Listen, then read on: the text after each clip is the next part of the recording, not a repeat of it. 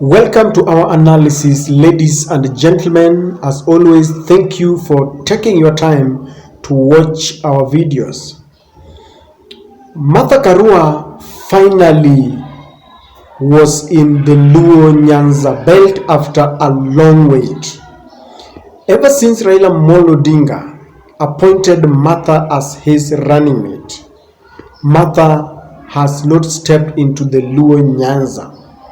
They have gone to every county, they have walked into every corner, but they avoided like plague the Luo Nyanza belt. Many questioned why Raila was not keen to take her running mate to his backyard, because Raila has traveled to even Eldoret, which is the deputy president's backyard, but he did not want to go to Nyanza.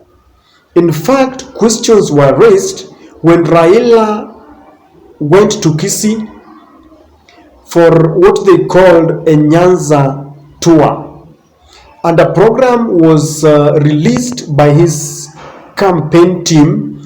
The campaign is headed by John Mbadi and co-chaired by the Kisii Governor Ongwai. Now, it was expected that after the rally in Kisii, according to the program, they were to head to Nyamira, then Homabay, because Homabay is just a stone throw away from Kisii. Then head to Migori County, then Siaya. Then the culmination of the meeting of their campaign was supposed to be in Kisumu. But this was changed very hurriedly, and the ODM campaign team said that they had reasons that due to unavoidable circumstances, and they said that it was to be announced later. Finally, Martha made that maiden visit. But what do you think has happened? Because there were reasons why Raila and the team was afraid to be accompanied by Martha Karua to Nyanza. One of the things that was really giving them headache was the fact that even the chairman of the party, chairman of ODM, Mr. John Mbadi, was opposed to the idea of a six-piece campaign. Raila indicated that he wanted from the MCA to the topmost position of presidency, he wanted ODM members. Now, this was not sinking well because of several reasons. If you take, for example, in Homabay, Mbadi himself had indicated he had shown interest of vying for the gubernatorial position, but the party gave the current woman rep, Honorable Gladys Wanga, a direct ODM ticket. And people like Mbadi and Evans Kideru, who is the former governor of Nairobi, were disgruntled. They were disappointed because they claimed that they were locked out of a meeting that was supposed to bring consensus among the aspirants. And so Mbadi threw spanner in the works when he declared very categorically that he was not going to support any idea of a six-piece. So ODM was finding it very difficult to go to Nyanza when their own party chairman, who is supposed to champion the six-piece cause, was opposing that idea. And so they waited. So what has been happening of late is that they persuaded John Mbadi, and John finally accepted. But before I go to national issues, I want to re-emphasize again that as the chairman of ODM, we have a mandate and responsibility to talk to our people, to support ODM in all elective positions. And in this part of the country, ODM is the dominant party. We are appealing to our people to elect ODM 6 from president to the member of county assembly. And our people have assured us, those who are imagining that there is going to be voter apathy, sijui what, about voting 6 you are daydreaming. The people of this region have made a decision. Have you made a decision? No, you have not made. Yes, we have. People have made a decision. The rallying call has been that if they vote Raila Amolo Odinga to the presidency and they fail to give him his ODM party MPs and MCAs, then they are spreading this message that it is like giving Raila Amolo Odinga a gun without bullets. And they have been claiming that if Raila is selected, he is heading the Azimio coalition.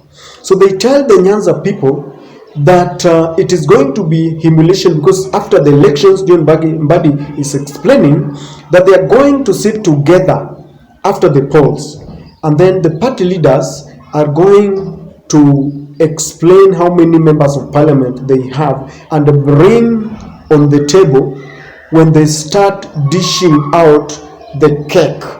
And Mbadi claims that it is going to be injurious to Raila if he is the